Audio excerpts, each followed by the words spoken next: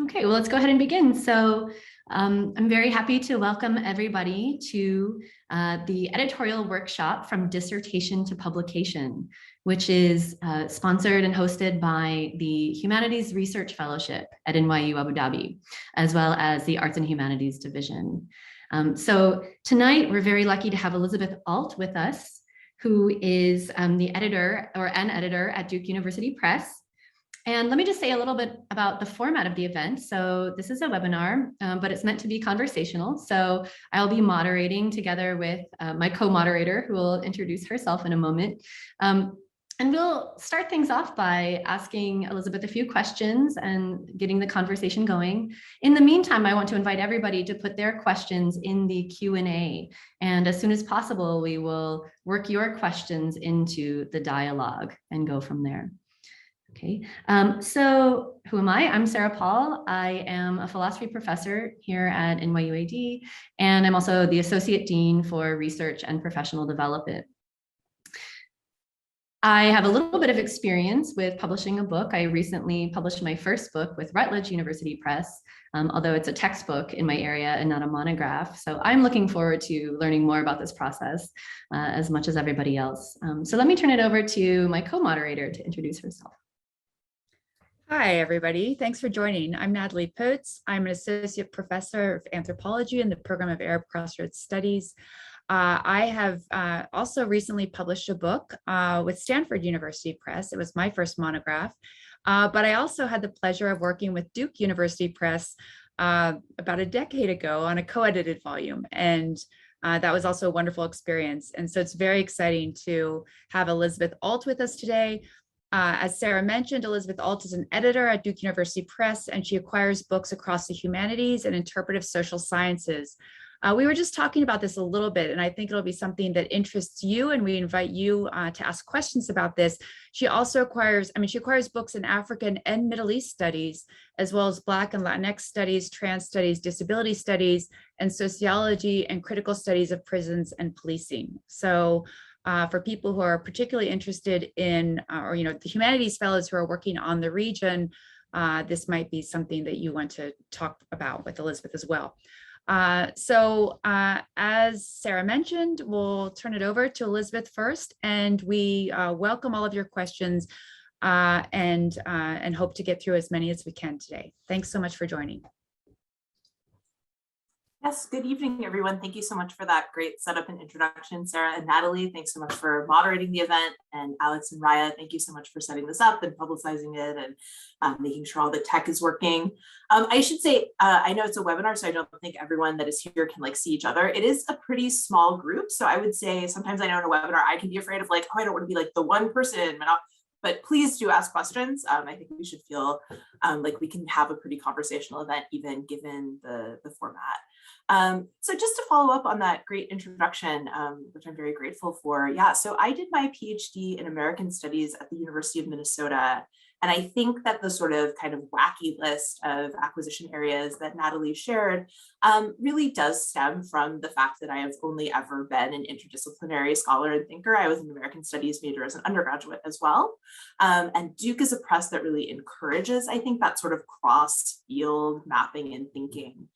So a lot of the conversation that I'll be having today definitely comes from that interdisciplinary perspective, rooted in kind of how to think across fields, across conversations, thinking about methods that are appropriate to the questions that you're asking, maybe as opposed to kind of, well, this is how we do it in our field, and really kind of opening up, right, different areas for thought and thinking. And so I'm really excited always about books that are trying to do that, more so than maybe a specific geographic region or a specific set of methods that a book is invested in. And I think that's something that I've been really grateful for in coming to work at Duke Press, which is also, aside from a brief internship at the Minnesota Historical Society Press, while I was doing my PhD, Duke is actually the only academic press that I've ever worked for. So I can certainly offer some suggestions and what I know about how the process works at other presses, but they are kind of conjecture. So mostly I'll be speaking from that experience, my experience as an editor at Duke, knowing our processes really well and our investments. And Duke can also be a little messy in that interdisciplinarity, in that, I think I would say all of the editors here would say that they acquire broadly across the humanities and interpretive social sciences, and we each have kind of our own personal areas of interest. We also, will send 2 or 3 editors to the AAA, the anthropological conference when it happens. If it happens, it's still scheduled to happen, I believe. So we'll see. But we all have these sort of broad and overlapping areas of interest. Whereas at another press, it might be very clear, like there's a history editor, there's a Middle East editor, and those lines are much clearer in other places. But I think my whole kind of intellectual and professional career has been about blurring those lines. I'm really looking forward to the conversation today, to talking more about kind of the transformation from graduate student into author, from dissertation into book, and whatever other questions are coming up for you all right now. I know it's a really challenging time to imagine a future for our scholarship. So I think just being here and having this conversation is an exciting act of optimism of the continuation of the scholarly enterprise, the importance of continuing to think and write about some of these big and thorny questions. It's one I'm really excited to be undertaking with y'all.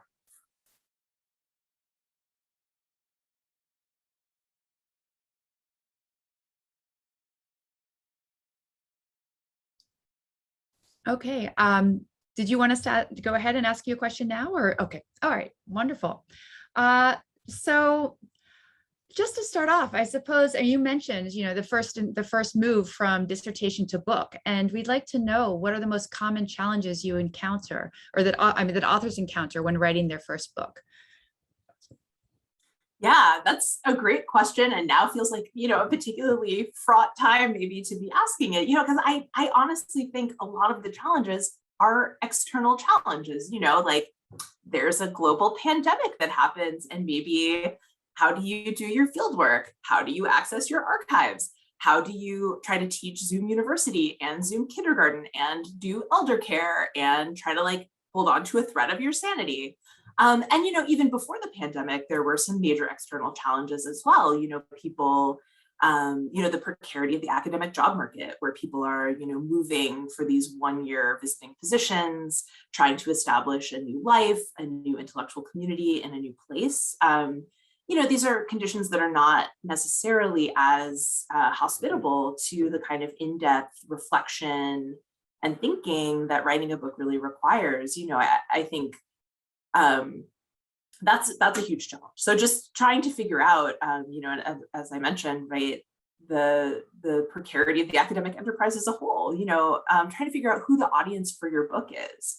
That's, establishing your identity as a scholar, thinking about if you are an interdisciplinary person, is there a specific interdiscipline that you're mostly speaking to, and I think some of that, ideally, these visiting positions, postdocs do create a space for that transformation to happen. So when they work well, they work as a sort of like chrysalis time for the because one of the pieces I often, pieces of advice I often give is to put your dissertation in a drawer for a year and don't look at it. Give yourself time to kind of like recover from the process, to decaffect from like the intense experience of like, oh, I remember exactly where I was when I wrote that sentence for the 11th time in the format it appears in, be able to kind of be comfortable with cutting things, with reshaping things, with doing some of the dramatic transformations that have to happen. And so ideally, some of these short-term positions give people the time to let that happen, as opposed to maybe someone who lands in a tenure track position their first year on the job market, and then has to scramble to finish the dissertation, and then is immediately on this clock of like, okay, you have 3 years, so chop, chop, and maybe doesn't have a leave available.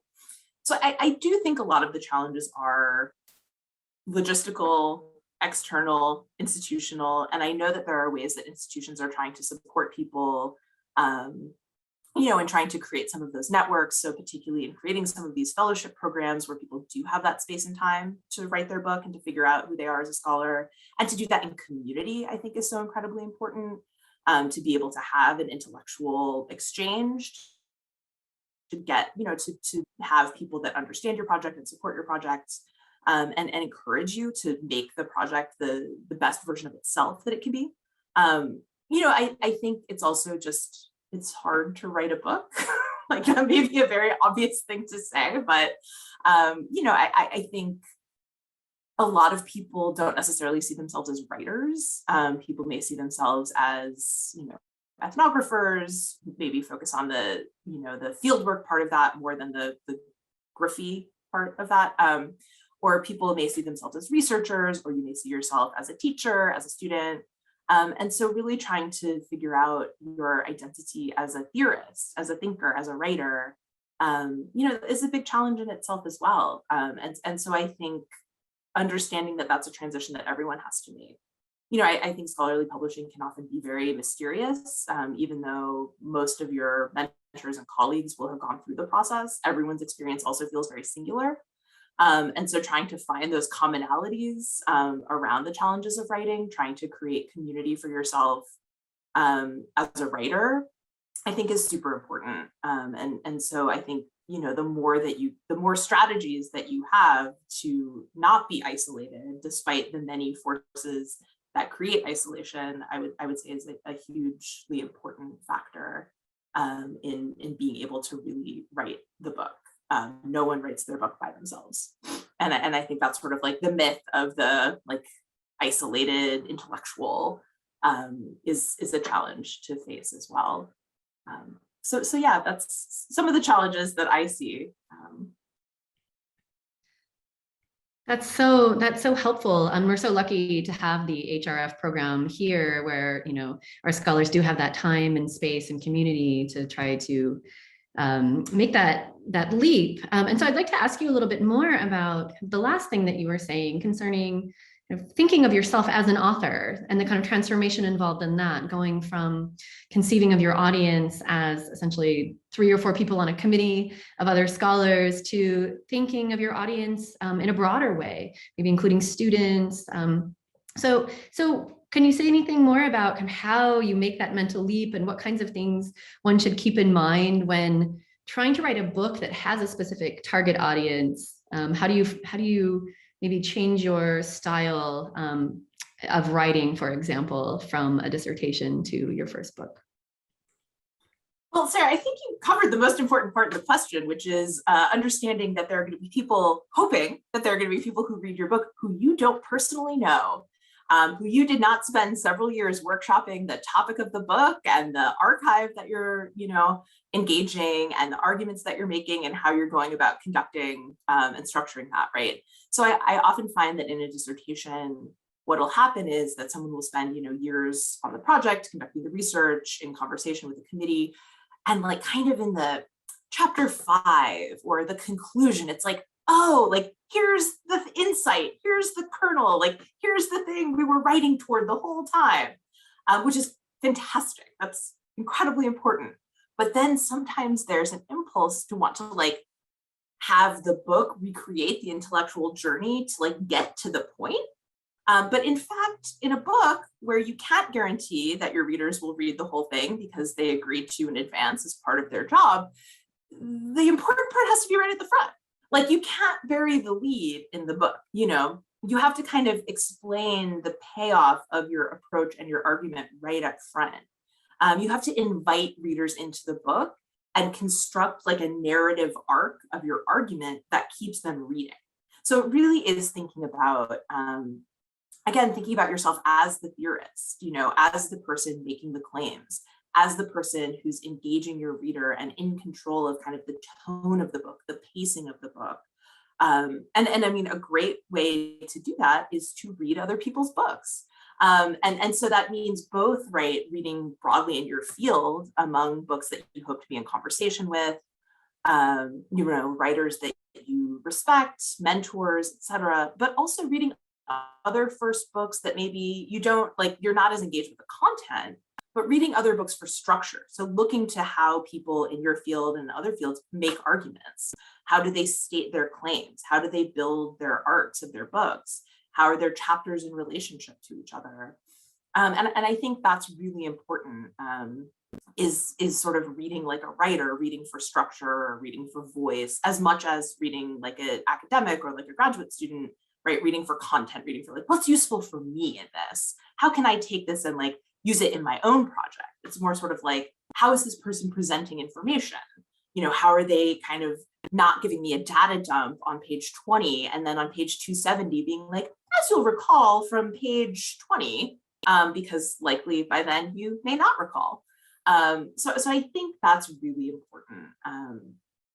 And really also thinking about your own experience as a reader, what works for you, what turns you off, what do people in this field need to know, especially if you're an interdisciplinary writer. Are there things that people in Black studies are going to take for granted, but that you need to really introduce to readers in African studies, for example? And how do you kind of make that exchange of information really elegant? I think something that can sometimes happen with interdisciplinary audiences is that sort of like maybe you were trained in one field and then discovered the other field and are like, oh, this new field explains everything that I hate about my field that I was trained in. So let me like use the new field as a way to critique the field that I was trained in and that maybe my job is in. And it turns out that people don't really like to read books that are like that. It turns out that really far more so than that sort of, very critical, sometimes very defensive way of writing, way of needing to justify your project. I think that's also a very kind of dissertation mode, is to feel a constant need to explain why you're doing what you're doing the way you're doing it, expecting someone to tell you that it's not worthwhile, expecting someone to critique the premise of the project.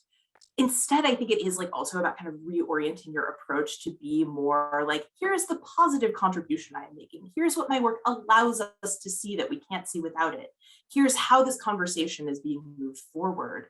I think it's also, and again, I think this is like due to external factors that are often the reality of scarcity of resources in graduate programs and in, the job market, that people feel a need to kind of stake out their turf. I don't find that to be helpful. I think it's much more helpful to think about the conversations that you're in, to think generously, to think with people. I think sometimes people get nervous if their dissertation topic has become popular, like, oh, well, then someone's already written a book about this topic, so there can only be one. And I think sometimes that is like, an approach that some graduate programs really foster that I don't think is helpful in writing a book. That the idea is that it's great if many people are working on the same topic, because it means it's important. It means it's something people care about. It means that maybe someone else has already laid the groundwork. So you actually have less to do as a book writer because you can point your readers to that other book, and be in a productive exchange. And then that clears more space for you to say the things that only you can say.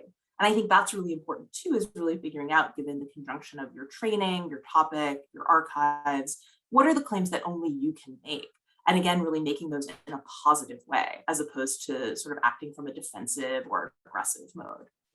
So I think that's sort of that intellectual transformation is really important in thinking about also writing a book that someone would want to read. Thank you so much. You covered so much about like how to take your dissertation and turn it into a book. I love the idea of just putting it in a drawer for the year. There's always, this as academics, we don't always feel that we have the luxury of time. But on the other hand, sometimes we're also busy getting started teaching and everything that happens anyway. So if it does happen that you've put your dissertation in a drawer and haven't looked at it for a year, which I know happened to me, maybe that actually is not a bad thing. We have a question from one of the participants who's asking, as far as academic books go, I've always struggled with how to weave theoretical framing and literature through a storytelling narrative without preaching it in a literature review kind of style. Would you have any advice about this? Yeah, I think that's the question. So that's where I think like finding books that you think do a good job of this and trying to really unpack them, like to literally go through and like reverse outline the paragraph, like, okay, claim, source, archival document. I think the more that you can, as you do that, try to, again, center like your own claims, your own research as the lens through which your readers are seeing the broader, academic conversation or the specific theoretical point. That's what helps kind of to stay in that sense of a storytelling arc, is to use your own language, your own paraphrases, your own, if you're an ethnographer, a fieldwork story, if you're a historian, an archival document, if you're a cultural studies person, a cultural text, something, if you're a literature scholar, something from literature, like using your specific archive and your specific arguments as the lens through which these other things are getting shaped, and always keeping the focus on what you're trying to say, as opposed to kind of getting really lost in the weeds of what other people have said, and making sure that you are always the person in control of the story. I think sometimes that gets interpreted as like, oh, you have to like coin a new phrase and make up a new concept. And I'm not saying that. I'm not saying you always need to like brand your research in that way. I don't think that's necessary or even desirable in a lot of cases. Like, it's perfectly fine to be using conceptual tools from other scholars. Like, that's the point of developing conceptual tools, is so that people use them. But I think, again, how you're using it, what you're doing with it, that needs to stay at the core. And I think finding examples of books you like that do that well is really the way to go about thinking about how you want to do it. I really love that question, and the answer is so helpful. This is something Nathalie and I, in talking a little bit before this event, we're talking about how tricky it is to really thread that needle of both just showing the work rather than getting bogged down in citations and footnotes, and you need to indicate that you've done the research, but you don't want that research to take the foreground, and it's such a tricky thing to do. So other questions that are coming from the audience have to do with some of the more nuts and bolts aspects of approaching and developing a relationship with a publisher and a press. So perhaps we could get into some of those details. So one question from the audience concerns how and when to approach an editor. How does one go about that? When is too soon? When is too late? Give us a sense of what that should look like. Yeah, I mean, I think that this is one of the ways in which it gets challenging to talk about scholarly publishing, because there are a huge range of ways to go about doing these things, and it really depends on the editor and the project, and it's really all about fit. And so I think sometimes you could approach an editor at any time and the project might not be a fit. Sometimes it is about, where are you in the project? I think it's important to be able to not try to talk to editors about your project until you have a clear sense of what you want the book to do. Until you're able to clearly articulate like what the project is. And it may be open to changing, but it's important that you have a sense of what your goals and ambitions for the book you want to write are. And I think that, to me, again, that's pretty different from like, what is your book about? And again, I think that's another way that we're often trained as graduate students to think about our work, like, what do you work on? What's your work about? But as an editor thinking about a book, I'm much more curious about like what the book does. So for example, I worked with an author at NYU, Rosalind Fredericks, on her book, Garbage Citizenship. The book is based on long-term ethnographic fieldwork with garbage workers in Senegal. So that's like, what is your book about? It's about garbage workers in Senegal. But what the book does is it puts conversations about labor and spirituality at the forefront to change the way we think about infrastructure, which, given what the book is about, I could not have predicted that that's like what the book would do. And so I think the more that you're able to tell that story about what your ambition for the book's effect is, that's when you should be talking to editors, is when you're able to kind of tell them that. And you may not fully have your specific argument, locked and loaded and ready to go, but you should have a sense of the kind of argument that you're making. And again, that can be open for refinement. But I think it's always more helpful to me as an editor to talk to someone whose project is at least at that stage. So there's something to work with. And also I have a better sense of like, is this the kind of book that makes sense at Duke University Press? Because again, our books are so much more focused on that, like, what does the book do, as opposed to what is the book about? So I think it's like, the book does not have to be done. Sometimes there are external factors that are going to influence when you have access to editors. So, if your field has disciplinary conferences, that's often a time when editors are thinking about meeting with authors. from my perspective, that's been actually one of the great affordances of the pandemic, if it's not too crass to try to find silver linings to all of this, is that with conferences going online, I'm actually able to attend panels, which at an in-person conference I rarely do.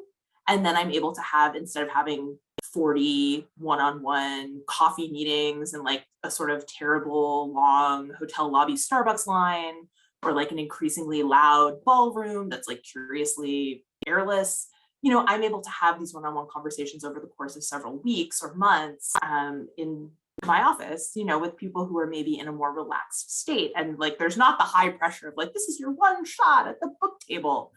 So, I think that editors too are sort of feeling the loss of those opportunities to meet in person at conferences and are really eager right now to have those conversations. So I think people are more open than ever to like a cold email reach out, or to a sort of using the conference as a pretext. So that's kind of what I do. It's sort of like, oh, I know the Women's Studies Conference was happening 2 weekends ago. Let me look at the program, and like I normally would, and then I could reach out to people whose papers look promising. And even though we're not going to meet in person at the conference, I'm still using the conference as a pretext. And that is something that you as an academic could do as well. Like, oh, if we were going to Montreal to meet in person at Mesa, like we could have met there, but since we're not, I'm reaching out. So I think using that as sort of a timeline isn't a bad thing to do.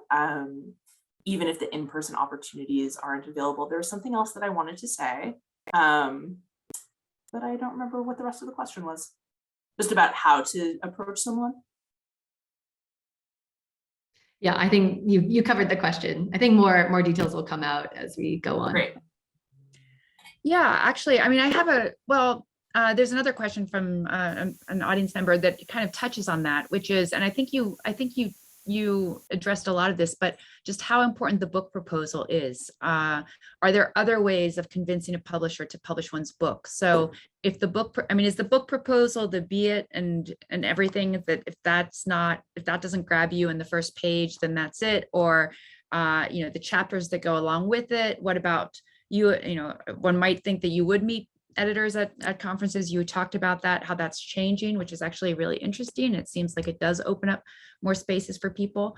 But if you could tell us a little bit about your thoughts on the book proposal itself.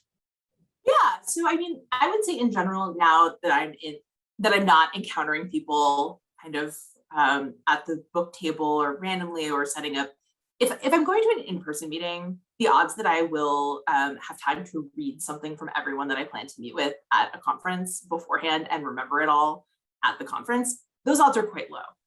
Now that I'm sitting in my home office taking meetings on Zoom, I love to see like a paragraph from someone about their work as like the basis of a conversation.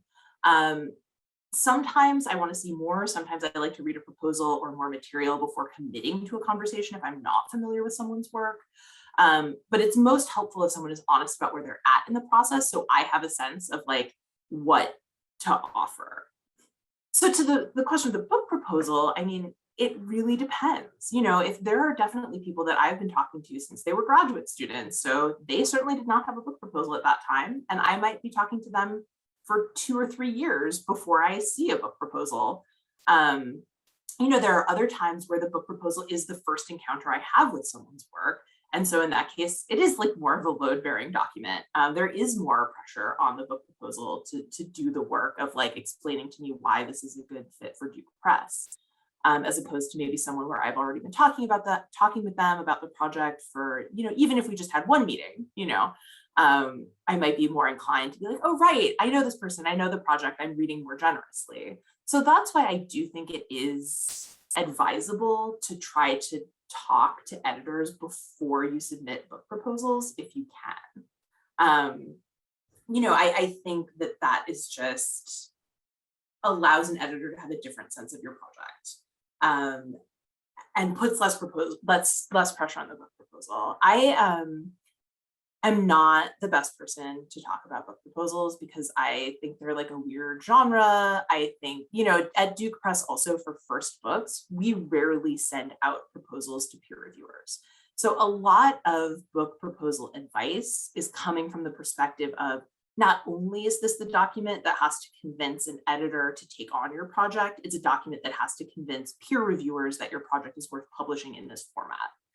From my perspective, first-time book authors get much better feedback on their projects if reviewers see the entire manuscript. Because so many of the questions that I talked about in response to Sarah's question, right, about how to kind of make that shift into a book author, are about the arc of the book. It's about how you're controlling the tone and pacing. And so, reviewers are able to offer better feedback if they can see the entire manuscript. Usually by the time you're submitting a book proposal and sample chapters for peer review, you have a couple of publications. You've published articles in journals. People may be familiar with your work. So there's no question, can this person write a great 8,000 word argument? The question is, how do you string those 8,000 word arguments together into like an 80,000 word manuscript? So I think, to me, that takes some of the pressure off the book proposal. And I actually love the book proposal then as a sort of experimental format, as a way to try to play with some of those questions about where to place the emphasis of your project, how, which works you really want to center as your key interlocutors in the book. Maybe you play around with the order of the chapters in your chapter summary section. And it's a really like low stakes way to be like, okay, so what happens if instead of having the big theory chapter that comes right after the introduction and halts all of my narrative momentum, I distribute some of that history across the chapters? Or if I have a big ethnographic theory chapter first and then delve into so I think the book proposal can be a really exciting place to kind of play around with that for yourself. I think it's a really important document to have as a map to your book as a writer, so that again, when you get into writing it, you're sort of like, now what's the main point of the book again? You're deep into chapter 2, like, how does chapter 2 need to, like, what did I say I was going to do in chapter 2? And how is that going to like link back up to the main argument? If you have a book proposal, that's a master document that can tell you that. It can tell you like, oh, when I get to chapter 4, what will readers be transitioning out of thinking of, and where do I need to take them for the conclusion? So that's all incredibly useful work I think a book proposal can do for the author. In terms of what the book proposal can do for the editor, I definitely recommend 2 books. William Germano's From Dissertation to Book, which is a sort of classic in the field about some of the psychological and writerly and intellectual transformations we've been talking about so far, as well as more recently published is this book by this woman, Laura Portwood Stacer, called The Book Proposal Book. And that's sort of like her thing. Is offering advice about how to craft book proposals. And she does an excellent job. She has a wonderful Twitter account. She also has a newsletter that has like free weekly advice about how to write your book proposal. And I think that her advice is really spot on. Again, because we don't usually send out proposals for first books. We don't have like a clear set of guidelines or must-haves. But I think in general, Laura's advice is really spot on for what an editor would want to see across presses, though obviously, depending on the press you're submitting to, you should craft your proposal in accordance with their guidelines. So there's a one question here. I think you basically answered it, but in terms of whether proposals include citations to other literature or not, that's something that, the question is this disciplinary determined? Is it determined by the requirements of the press? Is it up to the author? You seem to give, this overview that actually it may not be as important in terms of having what's in the proposal.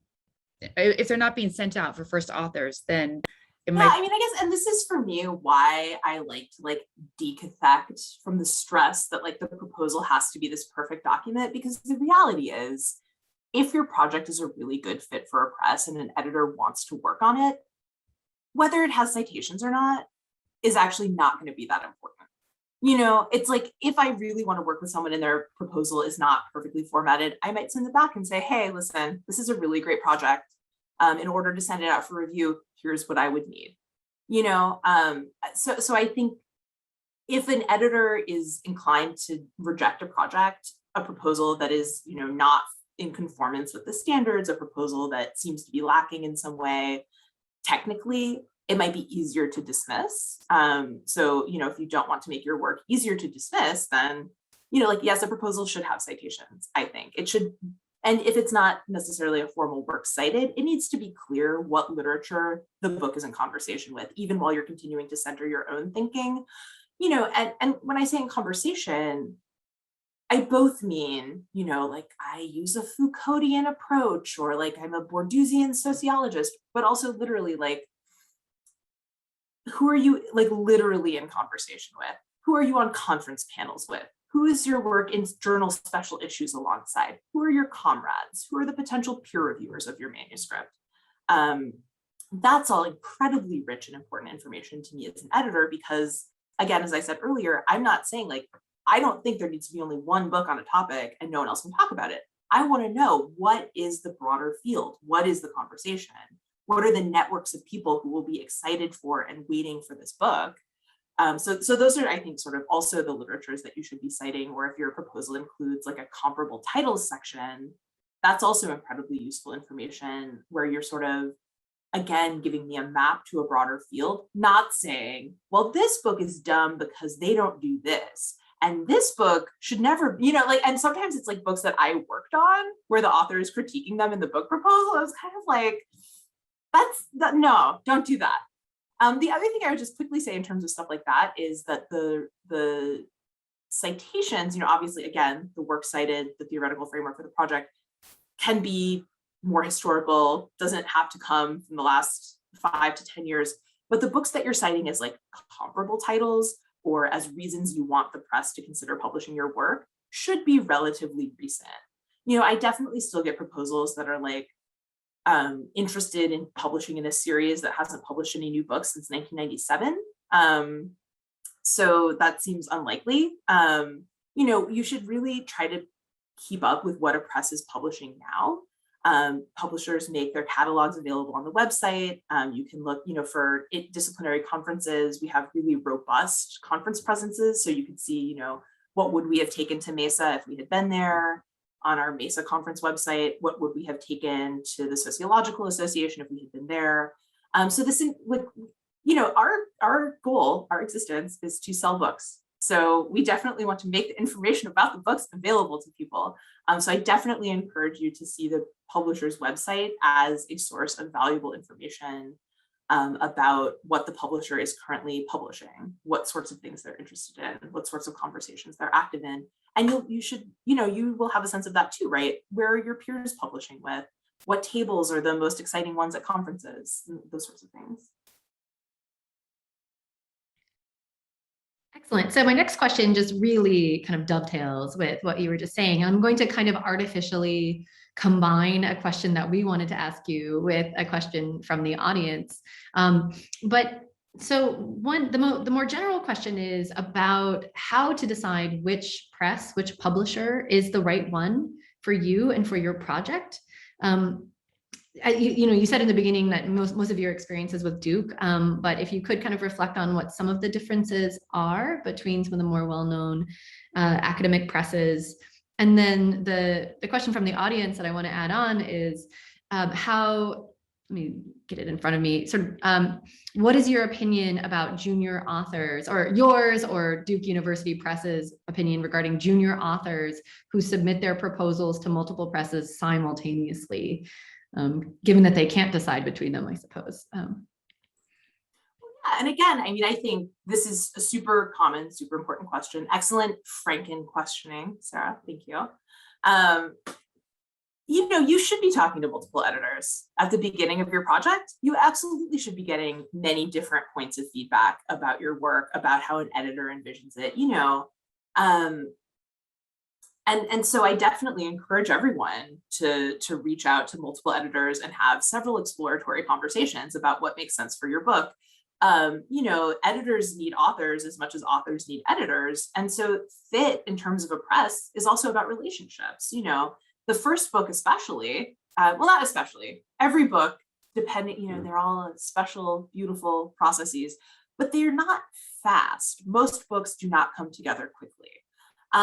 So, you want an editor that you can imagine talking to and working with across like a long durée. I imagine the editor sort of as an advocate for the project. So sometimes they advocate for the project with peer reviewers, selecting the right people to help you achieve your vision of the book. Do you trust this person to get your work and to find those right peer reviewers who will help push you in productive ways? An editor is going to advocate for your book with their colleagues at the press. Are they going to make a strong case for why the book is important with those people? Are they going to be excited to talk about the book once it's published? Do you trust their vision and their relationship to you as an author? Is this person going to help you to write the book you want to write? Are they going to help you set useful deadlines and let the project go when that needs to happen, but also understand if meeting those deadlines just isn't possible? So I think that's something to think about too, is that as an author, it's very easy to feel disempowered and like you're sort of begging presses. Like I heard the word convince a press to publish your book, but you should also be like getting them to really want to work with you, and I think that's important to remember, is that you do have some power in these interactions, even though it is an asymmetrical field. So given that, I think you absolutely should be approaching multiple presses. The thing that I would say about that is that once an editor has really engaged with your work, once an editor has maybe, have you met a couple times, they've read your work, they've offered feedback, that to me is where I would say as an editor, like, I know that I can't offer someone a contract until I send materials out for peer review. So it wouldn't feel right to me politically to say, like, therefore, you can't submit this to anyone else because we have an understanding.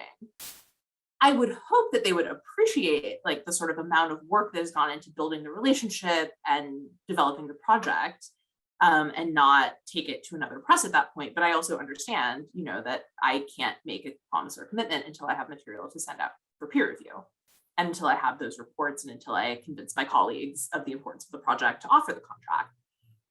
So once an editor solicits the manuscript, once an editor kind of takes that next step in terms of engaging with your work, at that point, I think it is really important to let them know, like, oh yes, and I am also talking to this other press. I would also say at the point that an editor is soliciting your project, that's usually my kind of highest and best expression of confidence in a project, because I will only solicit a manuscript if I intend to send it out to peer reviewers. And most of the time, I'm not sending things out to peer reviewers to tell me what to think. I'm sending it out because I think it's good and I want to publish it. So that's, I think, important to know, is that most editors are not just sort of like idly giving developmental feedback or soliciting manuscripts, that is really an expression of a commitment on our side. And so if that happens, to be really transparent with the other people that you've been talking to, if there are other presses you've been talking to, about where something is in the process. So simultaneous submission of proposals to many presses is to be expected. That's par for the course. That's completely understandable, needs to happen. But simultaneous submission of a completed manuscript or simultaneous peer review of a project is something really different. And that's where it becomes much more important to be transparent about what's happening. And if two editors are sending the same project out, to let the process play out at both places and really give both houses a chance to express a vision and confidence in publishing your book.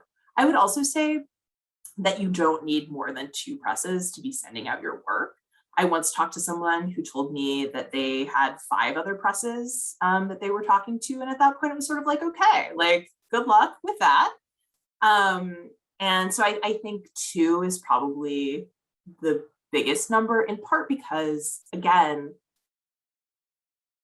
editors are sending things out because they think that they're good and want to publish them. So it's unlikely in that situation that you would need like a backup. So what you're actually doing is making a lot more work for everyone involved and making a decision that much harder down the line. And so also, because ultimately you have to decide, right? Like you can't publish the same book on more than one press. So ultimately, I think it's just sort of this delaying a decision that actually only makes it harder to decide down the line. But again, if we're talking about initial submission or initial conversations with editors, you absolutely should be talking to as many people as you're comfortable talking to, or as you think are the sort of the right fit for your book to give you more information. Thank you so much. That's so helpful. It's really encouraging to know that there isn't, that you don't have to kind of stay with one, that you have to hide that if you're sending a proposal out to multiple presses, and when to go about that. And this gets into some questions about actually going to the mechanics of the process. So we have a participant asking if you could summarize the mechanics and timeline of a typical acquisition, from someone getting in touch with you to the publication. What are your expectations of the author for the first book in terms of the manuscript being complete, the speed? And I think this dovetails well with another question, also asking about the process once the book proposal has been approved. What is the level of editorial involvement? And again, timeline. How do you choose the reviewers if the book is cross-disciplinary? So I guess all of that comes down to the nuts and bolts of what, the stages of the process and the timeline involved in all of them. Yeah, so that's a lot. So I may give a pretty kind of dry overview, but if I miss anything, please just let me know. So in general, to kind of go back to the beginning,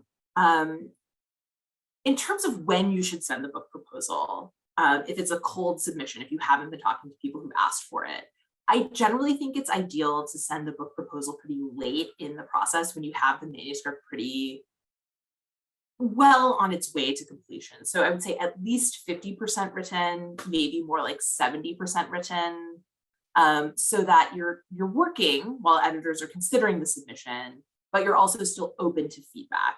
And crucially, so that it's not, another year and a half between when an editor reads the proposal, says, hey, this sounds great, and then when you submit the manuscript, because the editor's interests and priorities may have shifted. I sometimes am like, what did I like about this project in the first place? Like, what was I thinking when I solicited this in 2018? So again, just in terms of the timing, you want to make sure that you're relatively close to being finished when you send the book proposal. And so once I receive a full manuscript that I've solicited, whether based on just a proposal in chapters or, someone that I've been talking to for 4 years finally sends me the manuscript, it's like very exciting. At that point, I will read it. I will read it and offer some feedback. So sometimes it's great to send, again, if you have a relationship with an editor, you can send things, maybe while you're working to clean up the citations.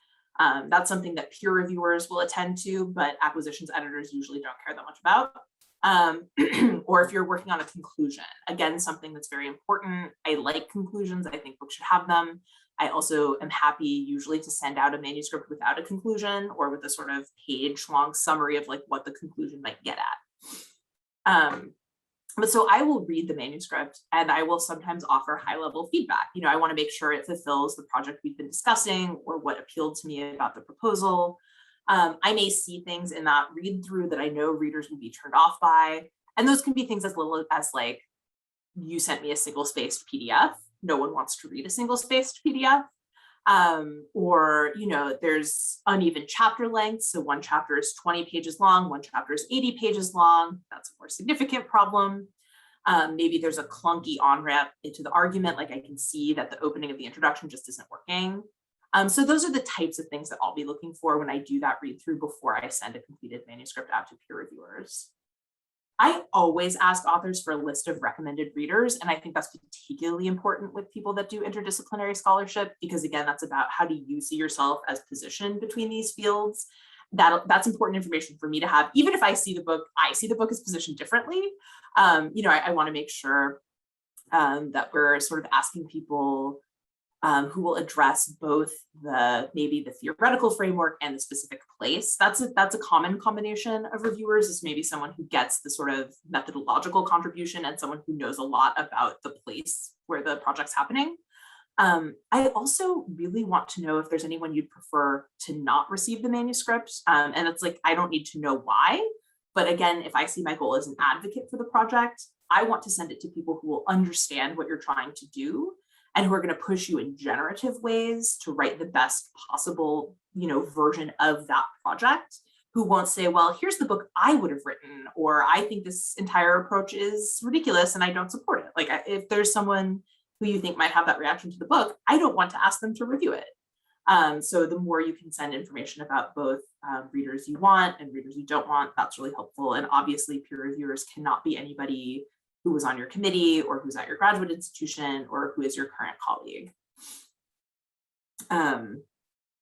So yeah, so if I think it's ready to go out to readers, I will start contacting folks, asking them to take a look. I ask readers, and I think this is pretty common, we ask them to take 4 to 6 weeks to read the manuscript. As you can imagine, there's usually someone who's like very on time, someone who needs some extra time. And I would say those timelines have become particularly volatile during COVID.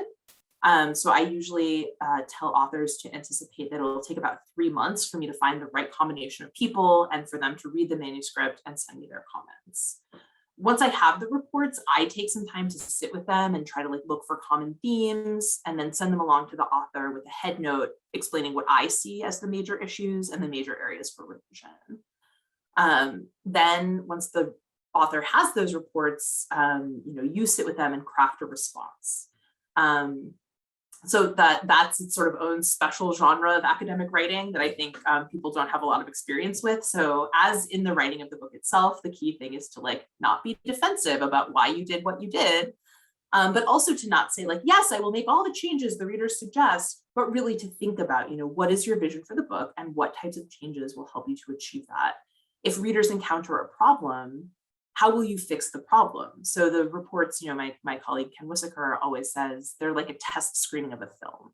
So if you're sitting in the projection room at the screening and like you see the dramatic apex of your movie and the audience is like laughing themselves silly, you can't stop the movie, run into the theater and be like, no, you're misunderstanding my vision. You have to go back and recut the movie to produce the intended effect. And so that's what the response is really outlining, how are you going to recut the movie of your book? Part of the material that you'll include in the response is your timeline for revisions. And that's where any question about a timeline becomes impossible to predict, because the readers might call for substantive revisions, the readers might call for light revisions. You might be on leave. You might have like a great Humanities Research Fellowship that allows you to like have lots of time to make your revisions. You might be teaching 3 courses in the fall. You might have a baby. You might have a sick parent. There might be a global pandemic. Like all sorts of things can happen in the revision process. The thing I will say is that it almost always takes longer than people predict. I would say it almost always takes at least 6 months to do the revisions. Unless you sort of have a very straightforward set of comments and a very open schedule. Once I have this information from you, I'd say the other thing the response will include is like, how many images are going to be in the book? What's the word count? Publishers always think in terms of word count because, as anyone who's ever taught undergraduate students know, page count is an extremely fungible number that can be played with based on spacing, based on margins. So that's why we go with word count. Just as a rule of thumb, I think I didn't know this before I started working at the press, 100,000 words with 20 images is about a 300-page book. So you really want to think about, again, when you're doing your reading, what's the length of a book that you read? What's the length of a book that you might teach? And really try to kind of keep it to a length that seems inviting. The other thing that you'll want to that's also information like potential word count and image count that should be in the book proposal, but you may want to rethink by the time you get to responding to reader reports.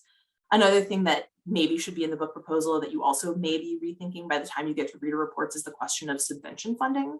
Are you at a university that has funding available to support, say, for example, that you want to include color images in your book? That's not something most university presses are going to be able to support.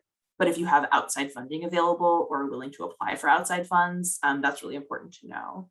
Another thing that's come up a lot is the question of open access publishing. And that could be a whole other question. So I'll save most of that for maybe another question. But I know that NYU has funds. They participate in a Mellon funded program called TOME, Toward an Open Monograph Ecosystem. And I believe that NYU Abu Dhabi faculty are eligible to apply for those funds. So the NYU libraries pay participating presses a subvention to cover the costs, presumably some of the lost sales for making a book open access. And that's something that's really appealing to publishers, as it allows us to publish books that maybe we don't see as wide an audience for, or have trouble thinking about maybe the commercial potential, but where we're politically committed to publishing important scholarship. So if you do have access to funds like that, that's just really important to note, both potentially in your book proposal as well as in your response to the reports, and to talk about with your editor at that stage. At Duke, the editorial board is not involved in contract decisions. At a lot of presses, that response that you write will go to the board that will decide about the contract. That's not the case at Duke. At Duke, we have an internal committee that decides about contracts. And so again, that's where like the process can diverge depending on the press. So at some presses, the board decides on the contract, everything's set, your editor just needs to like okay the revisions when they get them. But at Duke, because our editorial board will come in at the very last stage, there's sort of this, super ego guiding the whole process backwards. So we will send the revised manuscript back out to reviewers to assess the changes and to tell us whether the manuscript is now ready for publication. We hope that those can be the same people or one of the same people, at least from the first round, assuming they were supportive. But either way, we will send them the reports so they understand what the process has been up to that point. Once the readers sign off, that's when we at Duke will take the manuscript to our editorial board for final approval. Again, that process, I ask for that to take 4 to 6 weeks. It can often still take 2 to 3 months. Our board meets every month. And again, that's different from some other presses that maybe have a larger board that's more geographically dispersed. Maybe they only meet, once every quarter or less frequently. But since our board meets every month, it's rare that that's sort of a timing issue. While we're waiting for the board to meet and approve the book, we're working on making sure that we have the high resolution image files, that the manuscript is properly formatted. That's when you're like really digging into the nitty gritty of the bibliography. And I'm just sending you references to the Chicago Manual of Style because I am not an expert on that. So we're getting all of that ready. Once it's approved by the board and we have all those final materials, we hand all the materials over to our colleagues in production. And once the book is in production, it takes about 12 months to get finished books in the warehouse. So, I said earlier, this is like a long durée. All of that stuff that I just described usually takes about 3 years. Wow, that was a lot of information and all extremely, it's so exciting to get that glimpse behind the curtain and find out more about how all of these things work. I'm going to ask you a quick and kind of practical question that's on a lot of people's minds, especially those of us who are perhaps a little further along in our careers and have already published some work in journals, say. So can you comment on Duke University Press's stance on how much previously published work can be incorporated into the book manuscript? So the audience member has heard a magical number, which is no more than 25% of the manuscript should have been published elsewhere, but has seen examples that seem to incorporate more than that. And this person is also wondering whether the 25% rule, if it is indeed that, applies only to incorporating published work as is, or whether there's room to kind of change that published material and thereby kind of make it new and original, even though it's based on things that have already been published. Yeah, absolutely. I'm not familiar with the 25% rule, but if it is in fact a real thing, I think that it is about verbatim material appearing. Because as I said earlier, I completely understand, like, you're going to have to publish articles to get a job now, basically, to keep a job, right? To move jobs. I think it's very clear that there's a different kind of article ecology at work.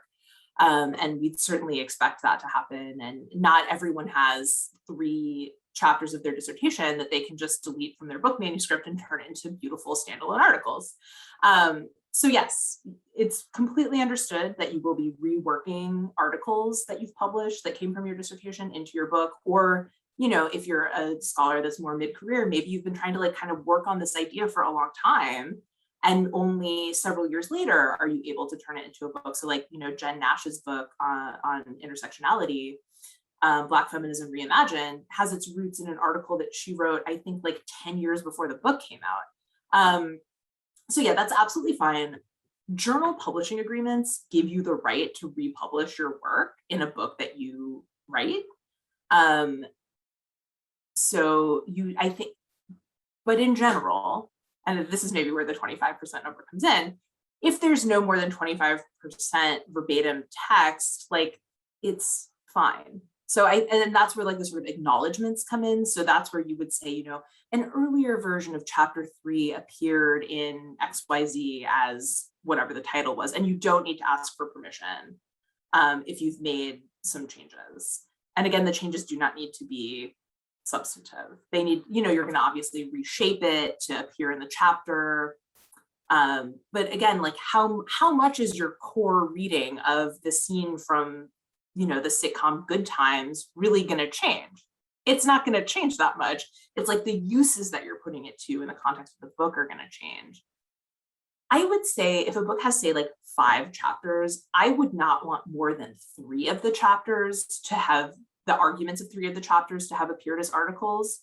But far more important, I would say, to me than, the case studies question is really the argument question. And I would just say, like, when you've figured out that key articulation of your core argument, your big idea, your concept, the thing you want your book to be identified with, the thing you want people to quote from your book, like, as Sarah Paul argues, once you have that, do not put that in an article.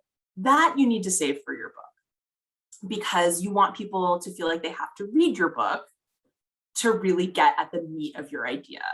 And I think there's a perception that is not true, that articles are free and books are expensive. So even though your universities are paying, hundreds of thousands of dollars for the journal subscriptions that you have, I think it's easier to feel like, to you as the consumer of information, the article is free. Or to you as the faculty member teaching something, the article circulates freely in a way that the book maybe does not. So I think saving those core insights for your book is by far the most important thing, far more so than any 25% rule. Thank you. I have another kind of number question. So yeah, you mentioned that's so helpful. 100,000 words is about a 300-page book. I would have thought that 100,000 words was a little bit shorter than 300 pages. So this is a really— it's technically 288 pages, but the 300 was rounding up to include images. With the photographs. Yeah. So yes. So this is a question about cutting. Those of us who've been sitting on material for a while have been incorporating updates from our field sites, new insights, more recent literature, etc. Any general recommendation about how to approach cutting the manuscript back down to size? So as we add more, So I would say, like, the dissertation is often an exercise in showing your work. So much of it, and this is another key format distinction, so much of it is about, like, I went out to the field and first of all, let me justify that I know enough to even go out. And then let me show you every single beautiful insight that I brought back. And so the dissertation could be about, like, let me cite 17 people and then let me give you 12 examples. And, like, really in the book, what you need is maybe those citations to go in a footnote that you then delete.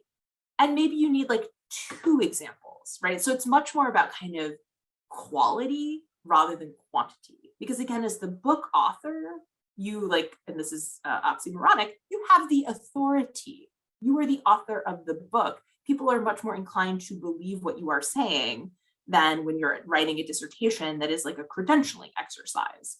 So again, this is about kind of having that confident assumption, humble, but confident, not defensive, not saying, believe me, here's, a wall of text and 37 examples. And sometimes that's also why it's important to, like, decathect from the dissertation, because it is very possible that, like, you might be really connected to the first example you had that let you see this connection. And that might be really important to you. But the question in the book is, like, what do my readers need to know to believe me? What do my readers need to know to come with me on the journey that we're going on? And that could be maybe the 10th example of this that you found that isn't one as close to your heart, but really is sort of like the best example of the phenomenon. So I would focus on kind of thinking about that.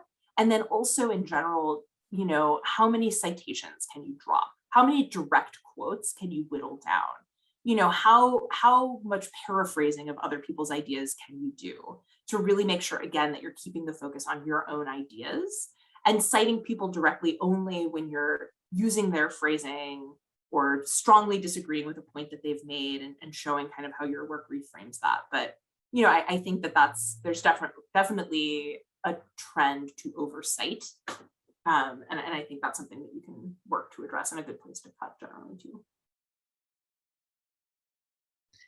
Excellent. So I have another kind of peek behind the curtains question, which is, so I imagine that everybody's contracts are slightly different. And so, you may not be able to comment on this with much detail, but we'd like to know what a publishing contract tends to look like, once things have been accepted and so forth. Certainly in my experience, when I received my contract, I had no sense of whether the terms were good or bad, where there was room to negotiate. So, can you help us set expectations a little bit, and maybe even give us some insight into, where there's room to negotiate on the contract? Sure. Yeah. And again, you're absolutely right. I'm really only familiar with Duke Press contracts. The key things that are included in the contract are the copyright, the deadline for when you're going to turn in the manuscript, the word count. Some presses include the image count in the contract, the advance if the press is offering one, the royalties if the press is offering them. I would say it's become more common for presses not to offer an advance, but to still offer royalties. We still offer an advance on every book that we publish. Other things that'll be included in the contract are, your responsibilities as an author beyond submitting the manuscript by the deadlines. That will be your responsibility. The index usually costs, the indexers charge per page.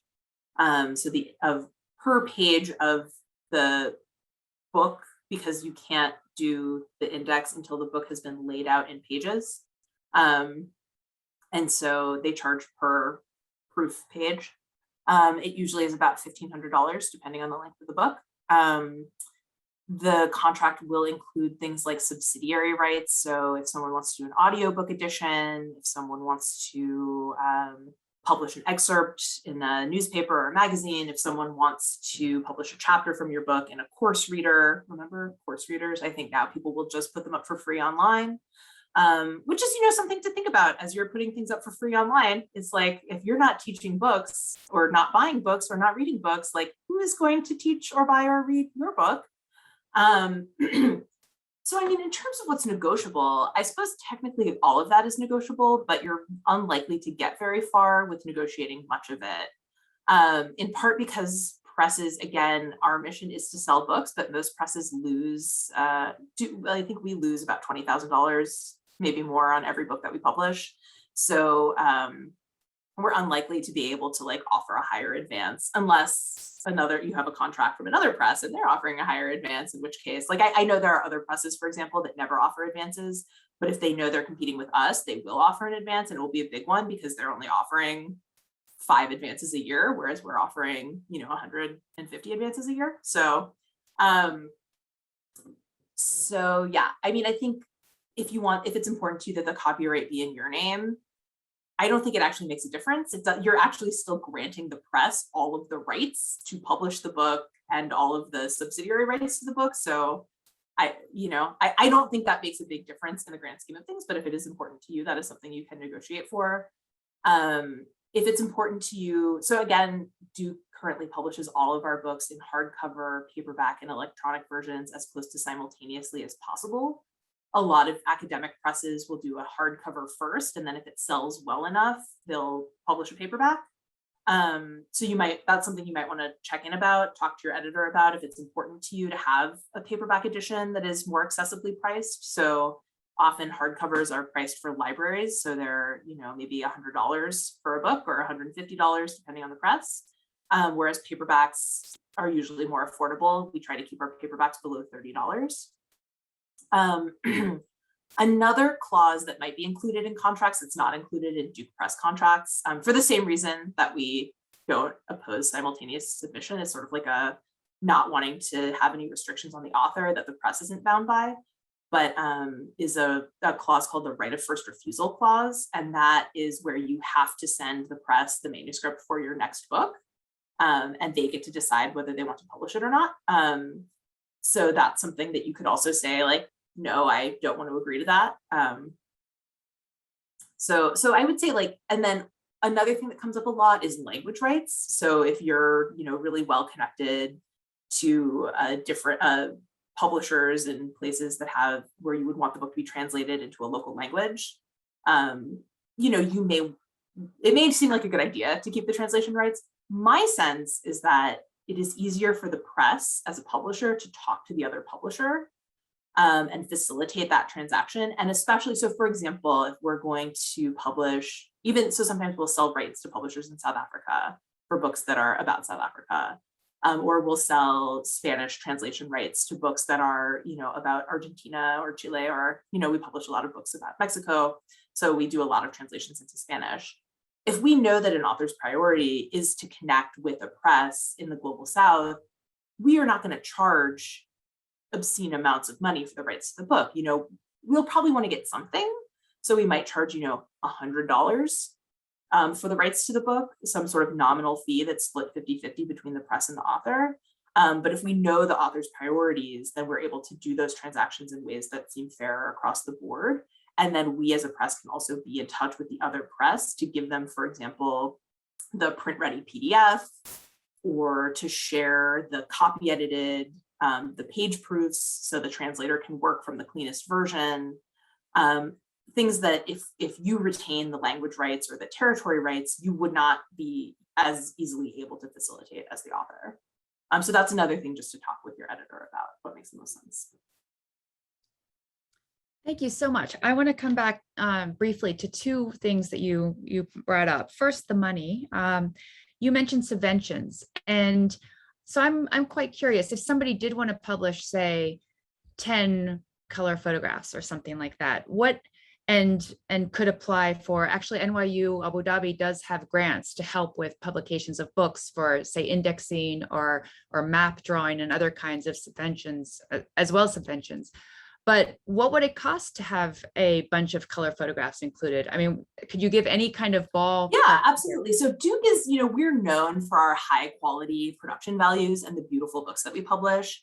So I think we have a more inclusive approach to images than a lot of other presses, such that we're not, so in terms of black and white images, we don't usually put a ceiling on those, particularly if a book is about visual culture or where the examples are really doing a lot of work, you know, with the, as opposed to like, oh, I like this image, like, let's throw it in, you know, when the author is really analyzing the text of an image. So we don't usually charge, some presses charge to include photos at all, or to include more than a certain number of photos, where they just aren't interested in publishing books that include those. The reason that it costs more to include color images is that it's a whole other printing process. They have to be published on paper that can like accept the color inks and make them really look beautiful. So the paper is more expensive, et cetera.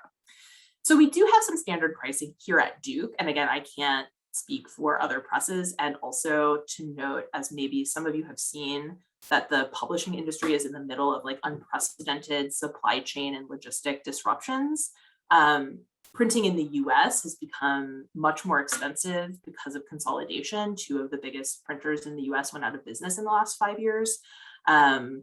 And so presses were doing more offshoring, especially for color printing, but now like tariffs on goods coming back from China, as well as like slower, you know, longer wait times at ports and trucking shortages. So it's kind of a mess. So this is all very provisional given that. But for an 8-page insert, which is 4 pieces of paper front and back, that costs about $2,000. We would need a $2,000 subvention to include an insert like that. And that would be kind of like on glossy paper in the middle of the book. For an 8-page, for a 16-page color insert, which would be 8 pieces of glossy paper with images on the front and back, that is $3,000. And again, that could include, you know, you could stack the images and put 2 images on each page. So you could throw a lot of things in there. Of course, they would then be reproduced much smaller. So sometimes if you're going to put something in a gallery, you want it to be a full page image. So that's something to think about. In general, for full color throughout, we would require around a $15,000 subvention, depending on the length of the book, the number of images, and that sort of thing. So those are just some ballpark numbers. That's really helpful. Thank you. And yes, I mean, there's a question about the grants that are available here at NYU Abu Dhabi. There are, I mean, it may have changed in recent years, but I think there it's a couple $1,000s are available for anything relating to publishing. I'm sure Sarah, actually, we should turn that over to you, but I wanted to piggyback on one other thing. You mentioned the Global South, and we had a question earlier on that I wanted to get back to, that there's a perception that qualitative research books with geographical focus outside the US aren't marketable to publishers in the US, which can be very discouraging for scholars, for instance, who are focusing on the Global South or Africa. Would you be able to comment on whether there's any credibility to this perception? Yeah, I don't think that's true. But I think the perception is very credible. I absolutely understand why you might think that. And, again, for us at Duke, it is part of the challenge is really about like, well, so if we're talking about qualitative research, what's the argument that's coming out of it? Is it an argument that will appeal to people who don't know as much about the region or the area? Is it an argument that kind of takes local examples and puts them into a broader frame that might have resonances around the world, where you're sort of ultimately tying back into a critique of capitalism or a critique of race or a critique of labor, or a critique of gender, that people that work on the US or the people that work on Latin America or the people that work on Asia in different contexts can understand. So you look at a book like, for example, Julie Livingston's Improvising Medicine, that's a book that's about Botswana, but I think, or, Hannah Appel's book on Equatorial Guinea, I think in both those cases, there's not a huge built-in audience of scholars that work on Botswana or that work on Equatorial Guinea. And so from the jump, both of those books are about making broader arguments from a local place. And I think that's something that Duke has always been, has really valued, is having the rigor of an attention to a particular place and to what it means to think with and from that particular place, but to understand where the global resonance is of doing that.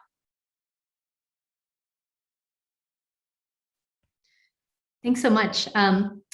I want to go back to the question about publication grants really quickly. Just so as Nathalie said, yeah, these grants are available as internal funding.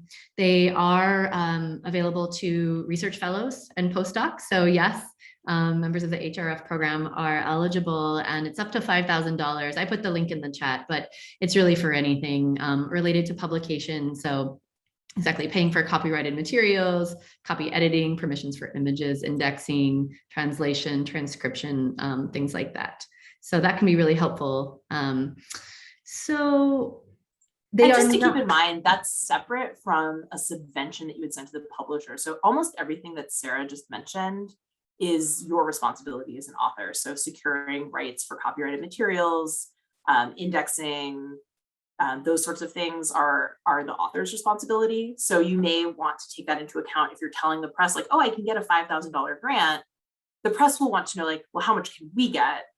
And so it's awesome that there is this funding available to support those other things, because they can be expensive. And so they are crucial parts of the publishing process. So it's fantastic that the university is supporting them in this way. But just to be clear about that, that's not something that you would be then giving over to the press to offset the cost of publishing your book. Thank you so much for that clarification. So I'd like to come back to something that you mentioned before, but I wonder if you have more to say about it, which is the trend toward open access publishing. And I guess if you just want to comment more on how it's impacted the university press landscape. And you mentioned that in some ways it's an opportunity for the press to publish things that it might want to publish but doesn't see a market for as much. But are there any, I don't know, downsides to it? Or I just kind of like you to comment more on that trend. Yeah, I mean, I think the biggest downside to open access publishing is that no one in the humanities has yet figured out how to make it sustainable. So, the traditional model of publishing is that publishers publish books and they sell those books and they use the revenues from the books they have sold to invest in the next round of books that they want to publish. So, that's what enables us to publish books, is that even though we lose, as I mentioned, quite a bit of money on most books that we publish, we have some books that are very successful that kind of then carry the weight of the books that don't make money. So in the sciences, there are models for funding publication. You know, if you're writing $1 million grant to the SSHRC or the NIH here in the US or whatever, you can include a $1,000 article processing charge or an open access fee in the grant, and it will get funded. There isn't something really comparable for open access book publishing fees. And so there have been a lot of initiatives that have tried to figure out where the money will come from. So some of that is, I mentioned, you know, the Social Science and Humanities Research Council of Canada, they do have publishing funds available. The Endowment for the Humanities in the US is experimenting with programs that will help offset publishers' costs for books published by people who've received grant funding from them. And then there are a couple of limited initiatives here in the US. I mentioned the Toward an Open Monograph Ecology that's being funded by the Mellon. That's a kind of collaboration between presses and libraries where libraries will pay to offset a press's costs. There's a European initiative called Knowledge Unlatched, where libraries pool resources and then like kind of democratically vote to like unlatch a certain number of books. Which is really exciting, but unfortunately, fewer and fewer libraries are participating, particularly with their budgets being cut during COVID. So I think that's the problem. The problem is like, yes, it's generally a great idea, especially for work that is about the Global South, to be able to make the books more accessible, freely available there to people, you know, freely available to people who can find them, because there is also not great cataloging and discoverability for open access books. There's a lot of different repositories. Many of them are like not well organized. It can be hard to find things if you're specifically, you know, it's harder to browse anyway. But that's really the problem, is that there's not a clear funding model. And so sometimes our desire to like make research more democratically available ends up reinscribing institutional elitism, because only specific institutions have, you know, can afford to put $200,000 toward underwriting, making their faculty's research openly available. So that is a real issue. You know, I think some presses are part of library systems. So some university presses in the US, the universities see them as like, oh, you all deal with books and information sharing. In our sense has been that the press wants to sell books and the library wants to make books available for free, so they sort of have competing missions. But where the press is part of the library, for example, like at the University of Michigan Press, there is a greater focus on open access and on trying to even sometimes pivot the press's entire mission to publishing open access books. So I think if that's something you're really committed to and really interested in, it's worth kind of researching the press that you're interested in publishing with, and seeing kind of what have they done with open access, you know, what support do they offer, and having that conversation, because it does vary from press to press, and it is exciting and sort of feels hopeful, but also feels like there's sort of a mandate, especially like in the UK, to make books available open access when there's no actual infrastructure to support that. Well, thank you. And just for that answer, but also for all of this information you've given to us today and everything you've talked to us about, Elizabeth. You've been so accessible and understanding of the position of new authors, second-time authors for books, demystifying this process. I can imagine it is an absolute pleasure for authors to work with you. And I think I can also imagine that following this conversation, you'll have a lot of people from NYU Abu Dhabi sending you emails or book proposals. So thank you so much for your time. This has really been extraordinary and so incredibly helpful. And thank you to all the participants for your wonderful questions and for allowing us to feel your presence even in this webinar format. This has inspired me to get to work on the next stage of whatever it is, and I hope it's inspired everybody else here as well. So thank you all for participating and attending. Yes, thanks so much again for the invitation, for all the wonderful questions from you, Nathalie and Sarah, as well as all the participants. This was really helpful for me to think through a few assumptions that I have too, and just getting to know what kind of questions are surfacing for people. And I know some of us will be having individual meetings in the days to come, and I'm really looking forward to those as well. So thank you so much. All right, it was such a pleasure. Good night, everybody.